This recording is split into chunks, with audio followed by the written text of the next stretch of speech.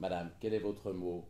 Et sur le mot et sur la chose, on vous a dit souvent le mot, vous a fait souvent la chose, ainsi de la chose et du mot vous pouvez dire quelque chose. Et je gagerais que le mot vous plaît beaucoup moins que la chose. Pour moi, voici quel est mon mot. Et sur le mot et sur la chose, j'avouerai que j'aime le mot.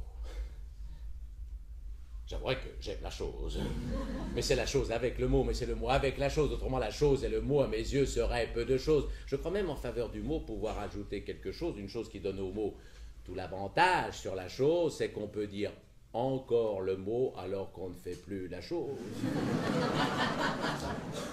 Et pour peu que vaille le mot, mon Dieu, c'est toujours quelque chose. De là, je conclus que le mot doit être mis avant la chose, qu'il ne faut ajouter au mot qu'autant que l'on peut quelque chose.